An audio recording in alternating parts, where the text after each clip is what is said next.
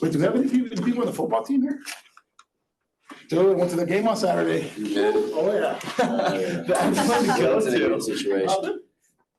It was not a good situation on Oh, Saturday. that was rough, man.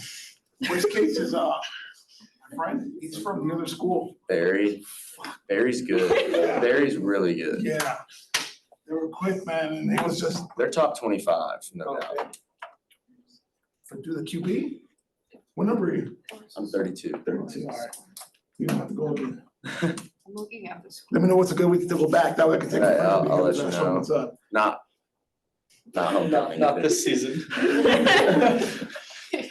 Give it to our senior year. Three hardest games. Oh, I know. That's We do. stupid. And like half of our Homecoming team is like games. freshmen right now.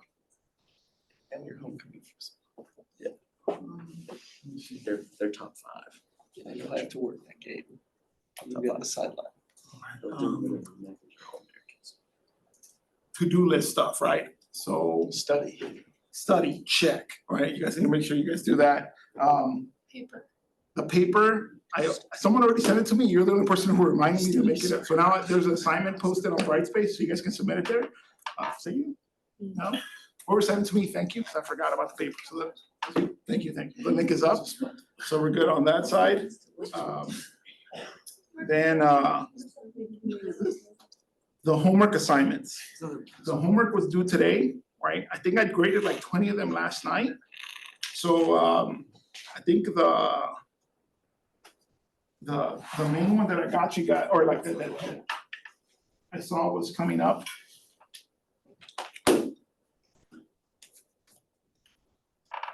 Was this one up here? Oh,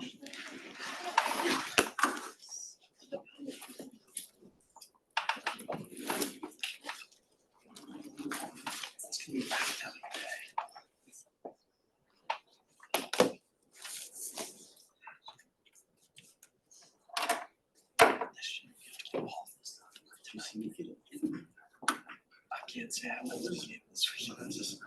So for today's homework, I think everyone turned it in already, so we should be fine. But this question up here was the one that I saw the biggest misses on, and it knocked everyone's points off, because it does that whole thing of either all or nothing. So it automatically took off 3 points, and you got one of them wrong. So, or sorry, 2 of them wrong. That's only what I got.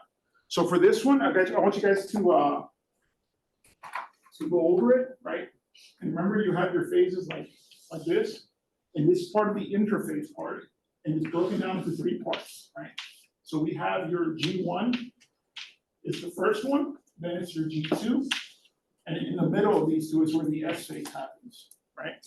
So in this first part, your G1 phase, you're looking at, this is where I put them in this order, and I feel like that's what got people right. So G1 phase number 2 is where you have the cells growing.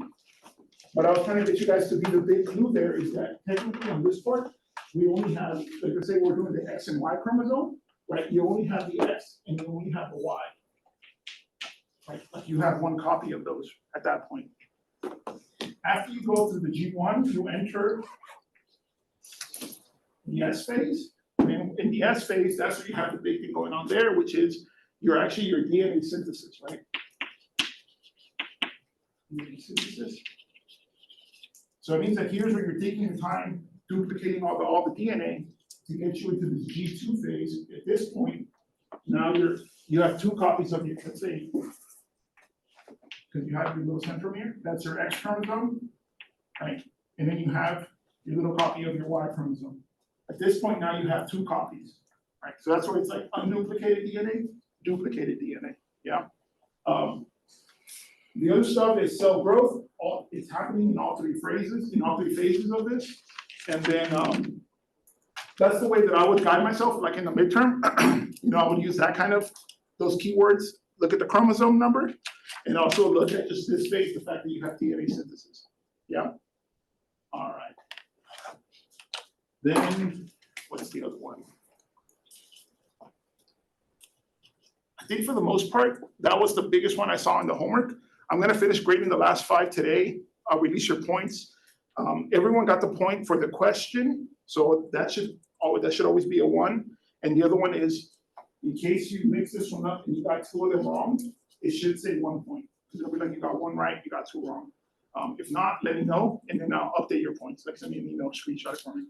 And then I need to release this homework.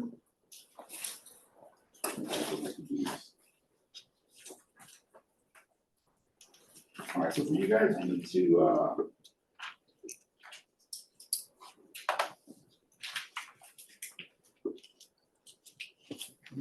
homework. I need to release that. The other part is on Wednesday. Last Wednesday, we had the in-class. So that one, kind of how I said last time, I'm gonna grade questions 1 through 4. I still haven't graded it, so technically you still have time if you go edit it right now, finish your questions 1 through 4. I'll finish grading them and I'll give you the points for it.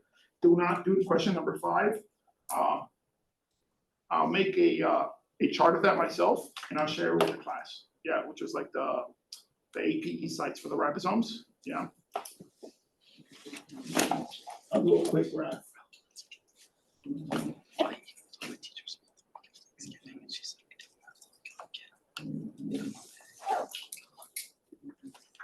And then the midterm, I'm like halfway through it right now, making it. At the beginning, just so you guys know, I'm making that multiple choice like I did last time. Remember where I give you a list of words, and then I basically give you 10 questions for you guys to kind of do the matching. Because of the way the words work out, I end up having like, I think I have like 16 words for 10 sentences, for 10 different questions. So just know that there's gonna be extra words. And then I need you guys to go through the slides, look at all the keywords, make sure you feel comfortable with their definitions and like their differences, right? Like heterochromatid from euchromatid, what is it? But every time there's a match, either what I'm talking about from bacteria to eukaryotes, or like a plant to an animal, or bacteria. Make sure you're able to figure out all 3 words, because that's kind of how I'm going to set them up. For the next part, I have the free response for the short answer. That one, I want you guys to emphasize on get the answer down as succinctly as possible and use your keywords if you can. Yeah. So it's like if you're talking about, let's say, the ribosome, and you're talking about those APE sites, how that is getting translated, make sure you mention the APE sites, right? Like the transferase site, the P site, yeah, and the exit site. Okay. Keep them short, and then at the end, right now, I'm still deciding whether to make it that you have to do both of the last questions, or I'm just gonna make it, you can pick one. Just one. Remember how good that went last time? Please. Yeah, Remember how if good you it just was? wanna have to break the other one into the groups, and then it's gonna be more. What do you questions. mean? Like I have to take, like, because right now it's like a complex question, right? Like it's like 3-parter. If I don't do it, then I have to move it to the front and break up those 3 parts into other questions to make sure I cover it. Why can't we have a 2-3-parter as the last question? That's what I'm thinking, like those will be the last 2 bigger questions. I might condense the middle part.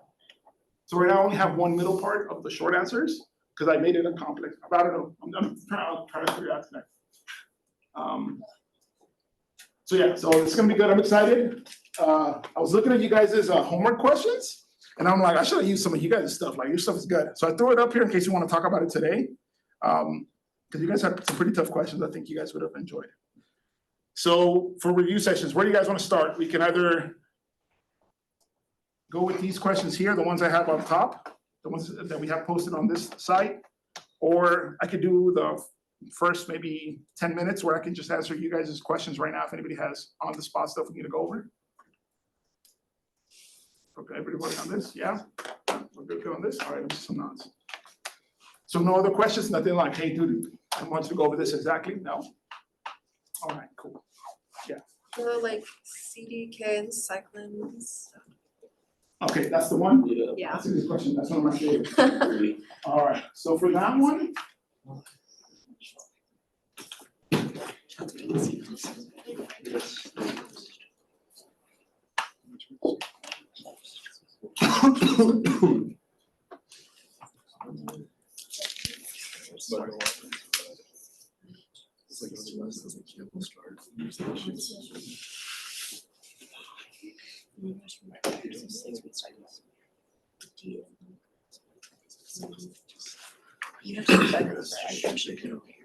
And then I press the It should be done just like that too. I just can't.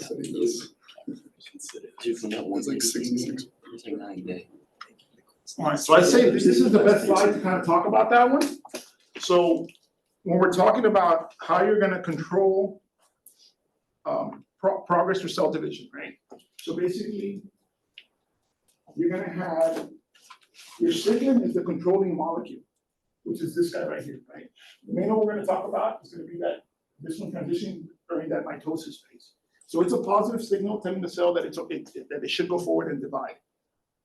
The way that this is being regulated, it starts with this molecule itself, right? So what you're gonna notice here, they kind of give you here in purple, what's happening with its concentration. So over time, it's like the G1, S, and G2, you're gonna find it, the signal at low concentration, right? The purple one. During that phase where it's like, hey, it's time for mitosis to go on, that's when you're gonna start building it up and you'll start to ramp up. Opposite to him, but his other teammate would be the CDK, right? That's the cyclin-dependent kinase. That's the other part of the protein.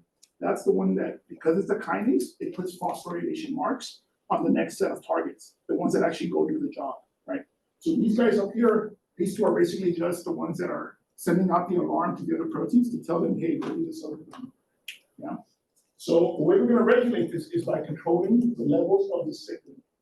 At the beginning, what's happening is you don't have production happening. So if you don't make it, you don't have the signal in the cells, it's not telling you to divide it. Once you get into that window of it's time for mitosis, that's when they start, you're gonna wrap up its production, it'll start to accumulate inside the cell. Once it gets to that phase, you build up enough of this complex, you have all your phosphorylation going on, making your, what's called, and phase promoting factors, but if you look at it here, you can see that now, let's say this is the end cyclin, if you're working with its CDK as a group, phosphorylating all these different targets, these are the ones that are actually doing the job. They're going out there and doing all these functions get carried out as proteins.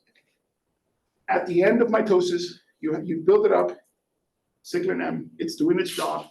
It's time for you to move on to the next phase, G1. You don't want to keep telling yourselves to what are the things to do? Think for M.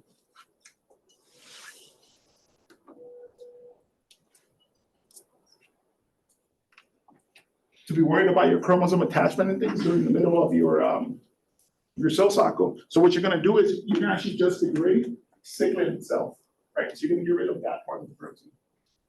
That means you're gonna break down that protein, that's gonna be gone. That's gonna mean that your CDK doesn't have its partner anymore, so technically it's inactive, right? So you're gonna basically control it where CDK is always present. I think if you remember that drawing I drew last time, where I was like, if we're talking about concentration of molecules, we would say, if we're talking about CDK, the kinase, it's always there, right? The next one is, if we talk about your cyclin M, it's the one where it's not there, it gets made during the window that you need it, and then it's gonna get degraded. Here you have degradation happening, and here, what's gonna make it happen. So in a positive, it's positive feedback, a flat sign is a negative, here it's production. Right?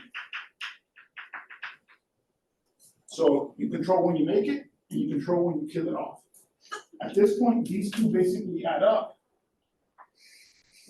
And if you're thinking now about function of CDK, cyclin M, this is a complex. How this is working, this is gonna give you something like that. Right? This thing's only gonna work during this window of time. And mainly this is gonna be during the M. You have the other ones which are the here.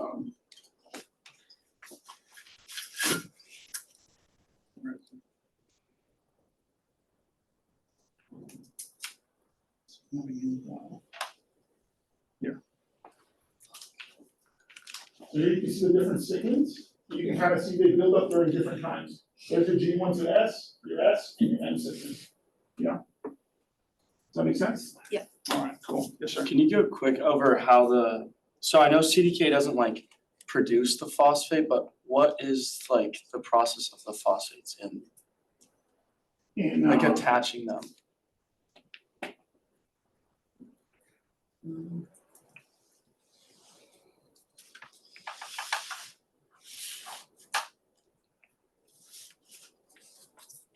I'm trying to see if I remember one off the top of my head. Give me a second.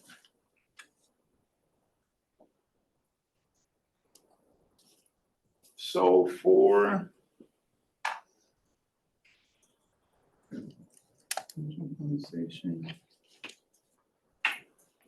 So does the CDK add the phosphate to those targets? Or yeah, but I'm trying to remember if it actually carries it with it. Let me see if I can do CDK protein structure.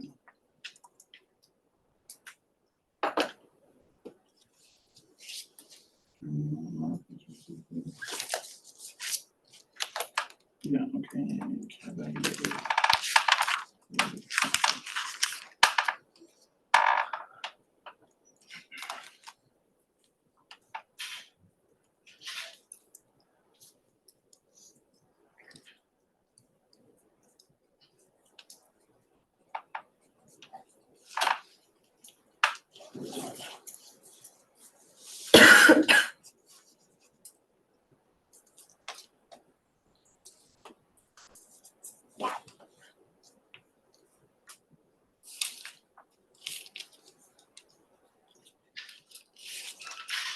Right, yeah. So the CDK itself is it's a protein, right? And as a protein, it's gonna do that whole thing where it's gonna have that tertiary organ or tertiary will be like, it has a 3D shape, right? From that, here in pink and in orange, you're basically looking at different R groups of the amino acids. With that, they can actually hold on to an ATP. So that's a DNA, which is your adenosine, and it's a triphosphate, right? So it's holding on as a protein, it's holding on to something that looks like this.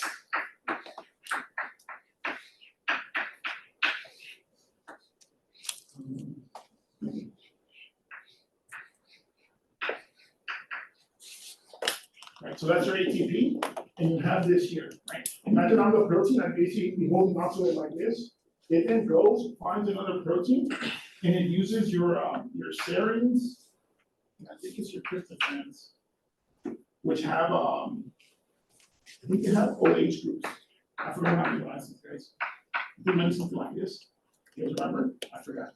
I need to look it up. But basically, this is your side chain. Sorry.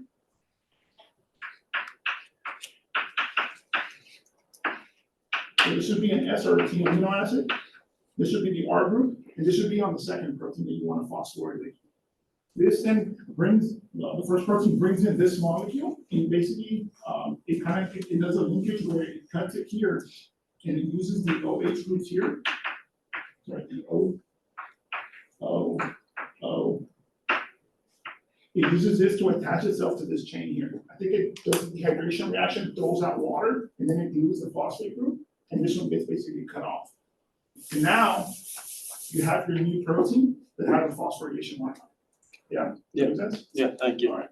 So it's it physically catalyzes or it helps the reaction happen where it gives a phosphate group to the target protein. Okay. Yeah. So it temporarily holds ATP and it can give out a phosphate group. All right. Sorry, we had to go all the way in.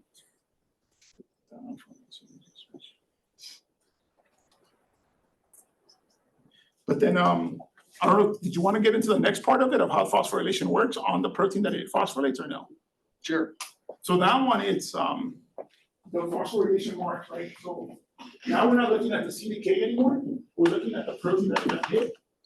And basically these phosphorylation marks modify the way this protein works. So I've been trying to figure out how one of these works, like in my own stuff, and it's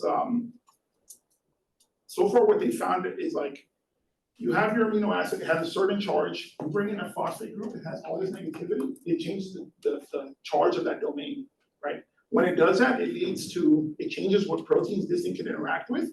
It also changes the shape of the protein itself. So with that being said, it opens it up so much that by changing the shape of the protein, recoiling it, you can change who it interacts with. So some people have seen that you can give it a phosphorylation mark, it now interacts with a signal that allows it to go into a different compartment. So that signal can make it nuclear, can make it cytoplasmic, it can make it shift to a specific organelle. The other ones is that charge can change its ability to bind DNA. So like for mine, I'm thinking that I think the phosphorylation on my protein changes its DNA binding ability, right? And then the other ones is it can also just change protein-protein interaction. So like for the promoter sequence, you have them trying to bind on. If you phosphorylate them, they don't stick as well. And then the field is still kind of new, so there's still not new, but there's still stuff where they're still fighting each other. So some people say like, oh, phosphorylation this, the opposite. Like one will be like, hey, it makes it go into the nuclear. The other one's like, kicks it out of the nuclear, but it's protein by protein. So it can do all this stuff: change compartments, change partners, and change interactions. All right. Cool. Any other questions? I'm good. Yes, sir. I still have a question about phosphorylation. In the context of like synthesizing histones, why is that required for making, I guess it's heterochromatin, the tightly packed? Because I know it's to make it tightly packed, it has to be acetylized and phosphorylated. Let me open that one.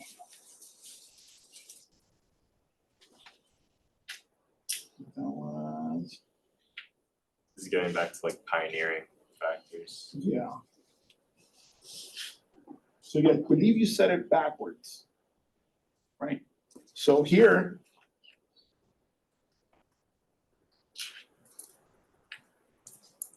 the methylation, that's the one that gets us the heterochromatin. So that's Yeah. more tightly packed, right? So it's like at that point, it's like let's imagine I don't want to do the methylation stuff. Let's see. I think I have a picture for it here. So your DNA itself has a negative charge on it, right? Because it has the sugar phosphate backbone. You have all those phosphates in the background. You have a really negative molecule, right? When it's interacting with things, it can interact on the sugar phosphate backbone, or erase it, or it can interact with these, like adenine itself, right? Like the base, yeah. Those two interactions, you're gonna have your histone, right? Let's say your histone gonna look like this, right? Then from here, you're gonna have your arms basically sticking out like that, right? These arms, they can have different modifications as you go across. Because you might have interaction sometimes with this part of the DNA, or sometimes you have interaction with the phosphate itself, right? You're gonna have trouble getting a phosphate to try to interact with another phosphate. Charge-wise, they won't like each other, right? So that's where the phosphorylation mark makes the DNA not want to interact with this part of the histone. Like it doesn't want to interact with the part of the protein. So that might help kind of push it away from each other. Like it avoids the interaction. So acetylized and phosphorylated DNA, that's euchromatin, so like looser. Correct. Yeah. Correct. Your methyl groups, remember those are CH3s, right? So with your CH3s,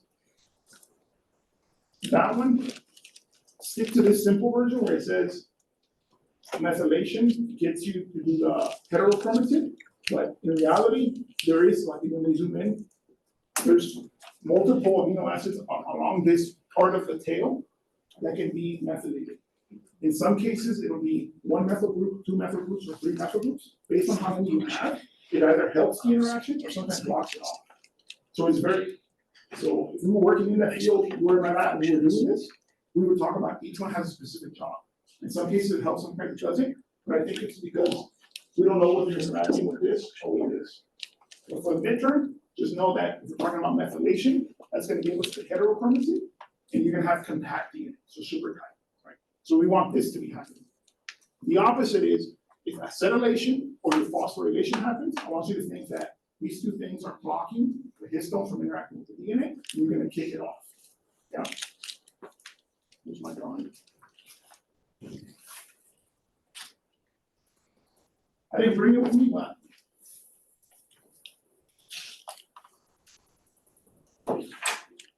in my house, I was trying to think about how to draw these guys. And I was thinking of doing something like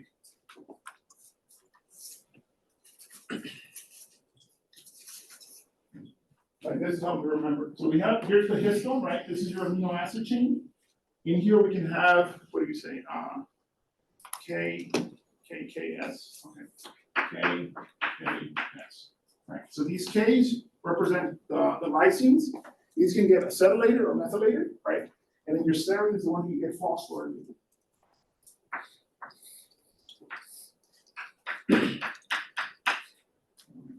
So then, if we were talking about, let's say if you want to have a gene that's on, and we want to talk about the gene that is off, right? What do we need the chromatin status to be here? If you want a gene to be on? Loose, right? What do you call that? Euchromatin, right? Opposite to that, if you want it to be off, what do we need? Heterochromatin. She said it with more confidence on here. It's what? Heterochromatin. Heterochromatin, there we go.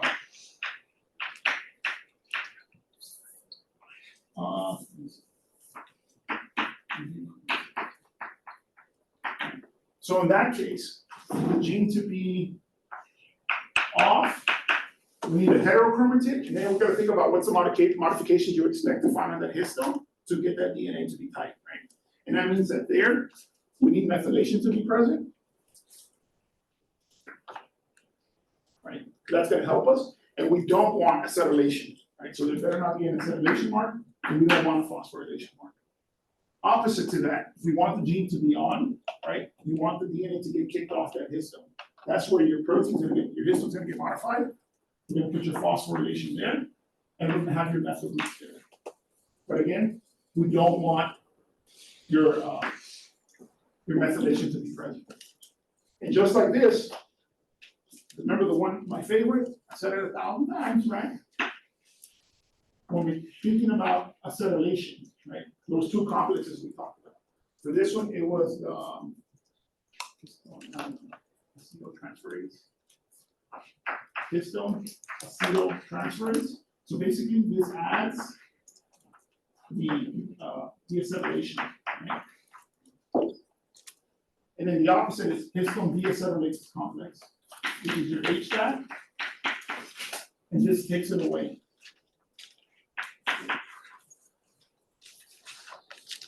This one. I need. This has to be an acetylation. If I want something to get acetylated. Yeah, I should have brought this at home, guys, sorry. Oh, so, there we go.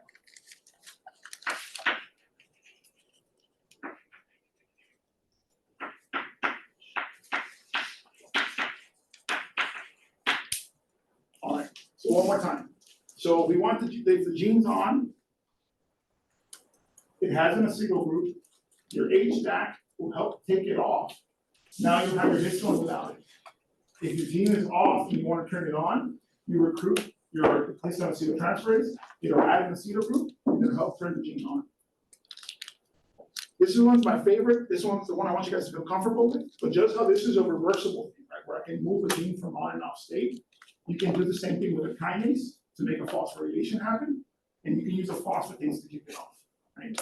And you can do the same thing by adjusting the methyl groups. Yeah, so basically there are little marks on the histones you can take on and off to determine whether the gene is on or off. Yeah, yes, sir. What's the difference between acetylation and phosphorylation?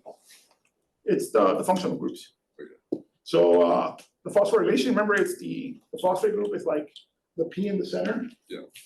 With a bunch of O's, and then an acetyl group, I think it's like a carbon. It has carbons and oxygens together. But do they like both do the same thing? Yeah. So there's your phosphate, right? And you can see, look, there's all your big O groups, huge negative charge. There's your acetyl group. There's your background oxygen again. Yeah. So that's why it's those oxygens are not, they're gonna basically come off the DNA. And then your methyl group is kind of like the non-polar thing, so it'll be okay with the interaction. I think there was a question by here earlier. Was it Morgan?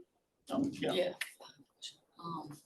What's like the specific difference between heterochromatin and euchromatin? Is it just like how compact they are?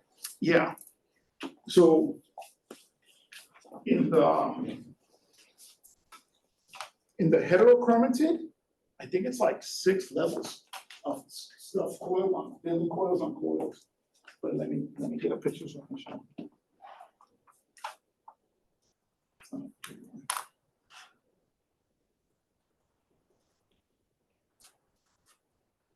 So if I ask you a question like this on the midterm, I want you to think about it almost like a cartoon and just be super exaggerated on the edges, right?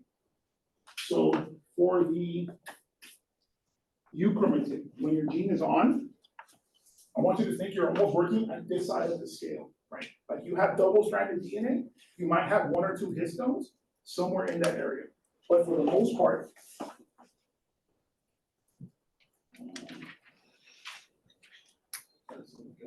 alright, so in this case, your gene is on, right? I'd expect your euchromatin to be like, you have double-stranded DNA like that. And maybe you might have one histone complex present, let's say something like that. But the thing is, in here, you have your enhancer. It's open and available, right? Your basal promoter, open and available, and then the gene itself, open and available, yeah. If you then drew it on this side, where the euchromatin, I want you to think that you're almost working on this side, at this level. Right? So at this point, your DNA is doing what, 1.7 laps around the first 8 histones. These histones then coil into each other, and I think it's about 5, and they literally look like, almost like my fingers like this. Like it'd be one histone here, one histone here, one histone here, one histone here, one histone here. So it's so compact, it's hard for you to get into either just because it's super coiled into itself. So in this case, if I ask you to draw this, right? I almost draw it like a straw like this. And I want you to think of the DNA to be, oh, sorry.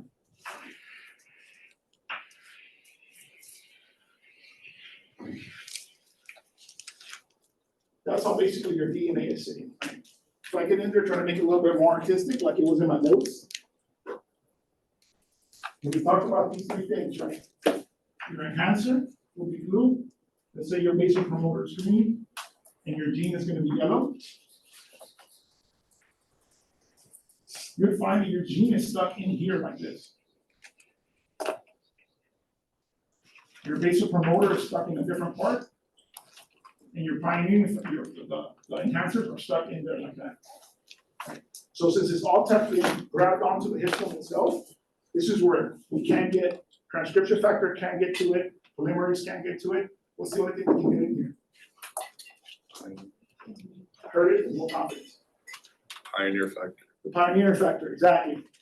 The only one that can help us is the pioneer just because it's so shut off. Right? It's completely compacted DNA. So it's inaccessible, you can't grab it unless you're a pioneer. The pioneer will help open this up. It'll bring in our histone acetyltransferases, right? This will start doing these marks on the DNA. As we're doing that, basically here, now you imagine so it'll be just one histone on one.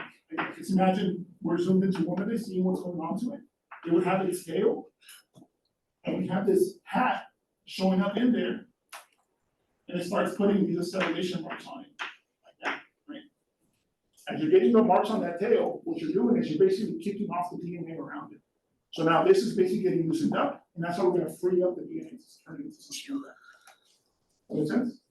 All right, cool. Good question. I like it. I have a picture of this drawn by hand with more colors. I'll put it up if this one doesn't help. So try looking at the video from the camera, and it's this thing you can't see it at all. Yeah. All right. Good with questions. All right. Let's go do the homework stuff. Still got a few more minutes.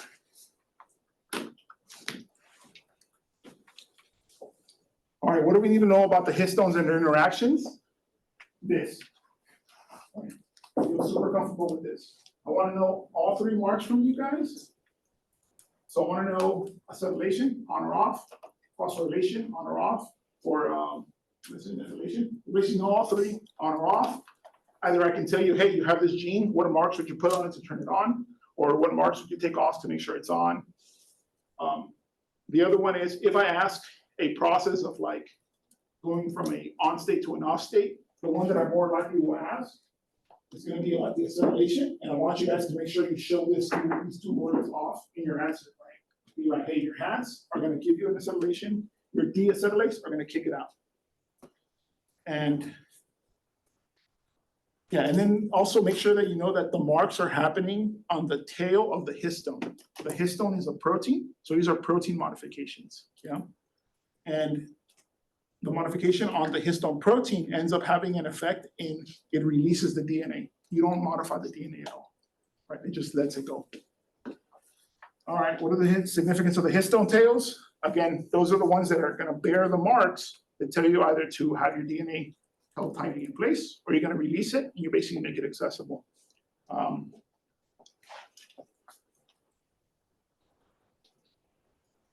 Does the amount of DNA wrapped around a histone nucleus vary, or is it always 1.75? That's fine, 1.75, anywhere between like 1.6 to 2, I'm okay with it. And then it's always 9 proteins. I believe in the H1, the one I didn't do in my drawings, it helps a little bit to compact the edges, but for the sake of the midterm, just say it's there. Can we go over the histone code and what each of them do? So again, this is the histone code we talked about right now. How do you guys feel about it? Does it make sense? Histone code, right? Yeah? All right. So I'm gonna get all A's on that part? Yeah. All right.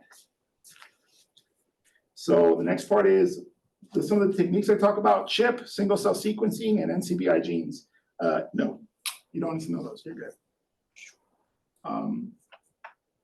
To be honest, those are like advanced, like they're like in the field techniques. If you work in the lab where you have to do it, then yeah, you have to know it, but you're gonna have to go so much into it, we don't need to worry about that.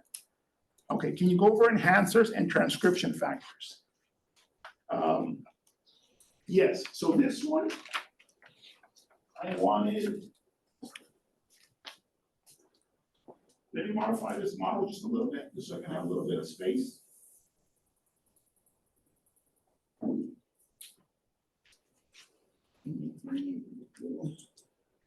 All right.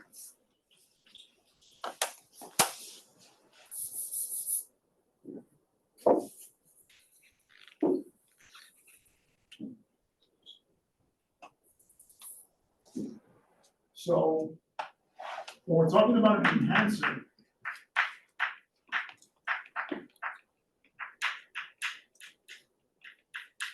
here we're talking about a sequence in the DNA itself, right? So for each cell type or gene specific thing, you have different types of enhancers, which is a DNA sequence, right?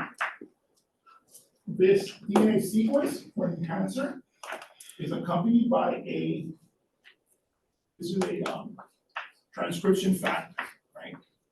Now this is a protein, and it's a protein, and the things that it can do is it can bind, it'll bind DNA, right? So a transcription factor goes with an enhancer sequence. Just how before we've talked about, this is like your basal promoter, which remember my favorite one was TA, right? That's your DNA sequence. This is the one that gets matched up with, this gets recognized by the transcription factors, and you have your polymerase coming into this group, right? So these two basically work together. Then the third sequence that we have, the newer ones, is when you're talking about these, I don't think we brought these up, but you'll have your,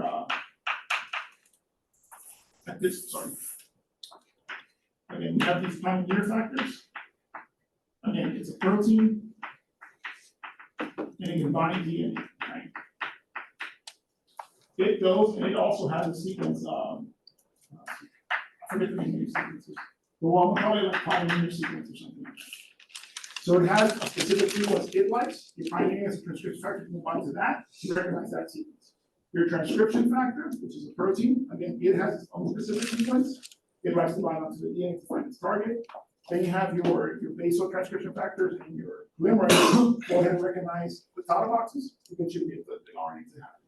100%. So this top part is the DNA sequence itself. Down here, we're talking about the molecules, like the different proteins that actually grab onto it. So, all right.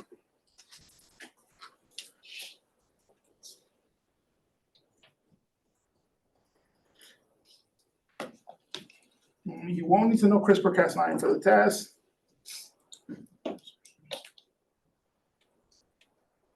All right, here, can we talk about heterochromatid, euchromatid? I feel you guys should be able to feel comfortable with that one, right? All right. The histone codes, we went over that pretty well. All right. So now the one that I have left that I do want to go over, because I feel like we didn't go over it that much, is gonna be the amino acids, or sorry, the translation, looking at a ribosome. So for this one,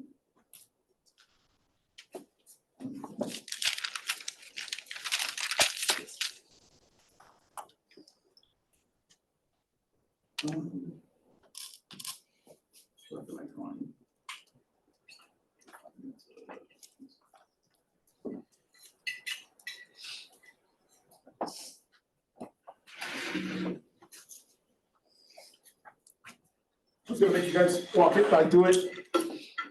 Might be easier if you guys just help me with it. You guys want to do my volunteers? Sure. I need 3 people. All right. So we need 3 benches. This will be like the 3 sides. Here, bring me one more. Got one more. Let me sit up for a second. All right. So this will be the top part of the ribosome, but there's 2 parts to it, right? So when you're doing your drawings, you have a small subunit at the bottom. When it first starts off, this is the one that's holding on to your mRNA.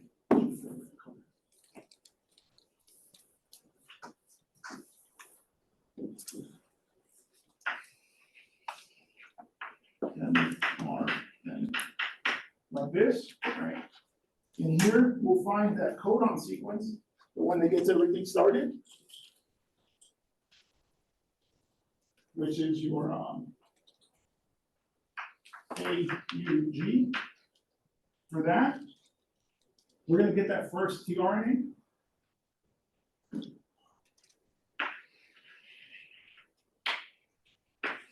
Like this. This one's 5' here, 3' here, but at the end it gets attached. It actually has an amino acid at the bottom table, right? And on this side, if we look at the sequencing here, what we find would be the C, A, and U. So it's native RNA itself, right? So here you have your codon. And on this side, you have your anticodon.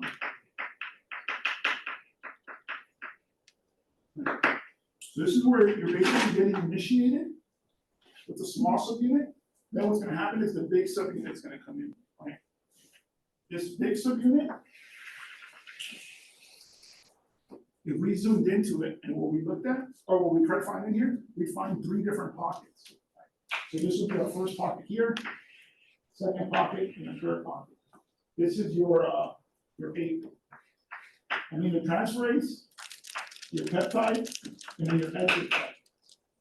Which, if we imagine these 3 desks to be that, right? Here's your A site, your P site, and this would be your exit site.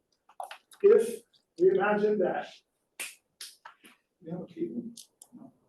You gotta charge the cable. Right. This will be the example. Okay? Yeah. Yeah. So he's gonna be you're gonna be my first TDA. So he's my methyl group.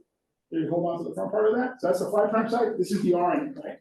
He basically starts out right here. So move to this spot. There we go. So imagine in one hand he's holding the RNA group. In his left hand, you're holding how do I keep it? Different color, nothing.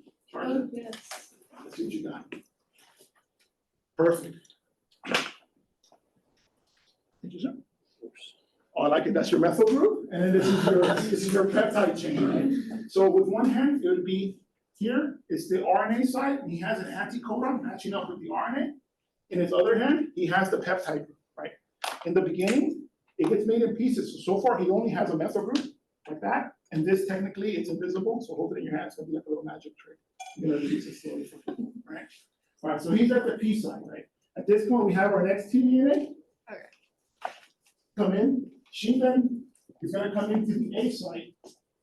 She's gonna come in and she's gonna recognize first, she's gonna recognize this, right? She has to find where her three bases, and does she match properly?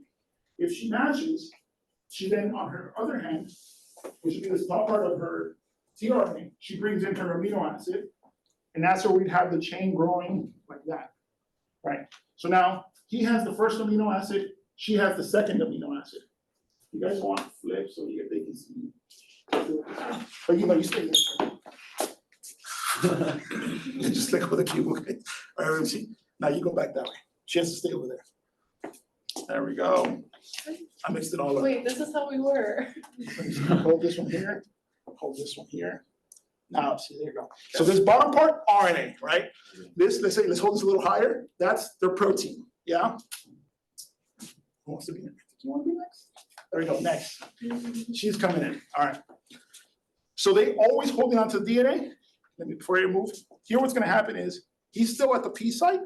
He's holding the first amino acid, right? This is the first methyl group. He basically lets it go, and now she's holding on to the peptide chain. You can hold it from here, it's gonna dangle a little bit, it'll be all right. At this point, hold on to the white cable. It shifts this way. First amino acid gets moved to the exit site, and then he gets kicked out. You're free, sir. Thank you very much, appreciate it. She's now, as you guys saw, she transitioned from being, she only had one amino acid. He transferred over the cable to her for her to have the protein. Now she's at this site, she has the chain. Here's the first amino acid, here's the second amino acid. Sequence-wise, here, it was the ATG, the first sequence. The next codon, which is whatever her amino acid is there, and we have the third codon over there, right? So here, 5' side of DNA, and terminal side of the protein. Does that make sense? All right, I'll probably draw that one up. Same thing. Now what's gonna happen is she's gonna hand over the cable to her. She basically adds her amino acid there.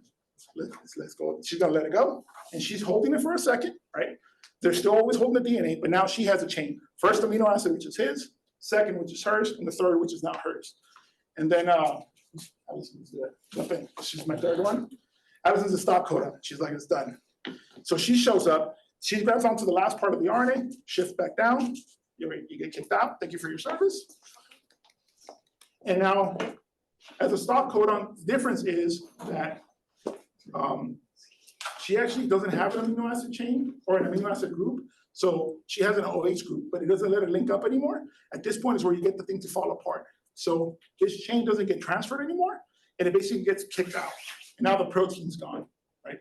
And then now that this is gone, basically the complex falls apart. The RNA gets kicked off, you guys fall off, and then this thing gets kicked out, right? And that's how you terminate translation. Yeah? All right. If anybody animates that for me, send it to me. Okay. Go ahead and use that.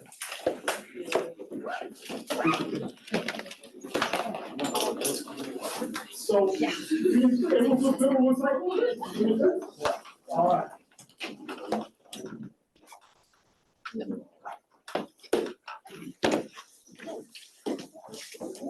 I don't know, over there. What? I was, and that's your. All right, I'm gonna be here at 10:55. Right? I'll be at 10:55, into the desk, stay around for 10 minutes, and then I'll head out. And you guys do your best. Good luck.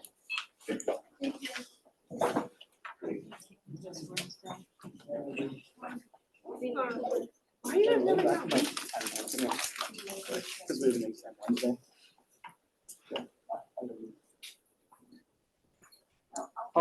Ask you just a couple of questions. And then, so you'll have that Monday class before Thanksgiving on Zoom too?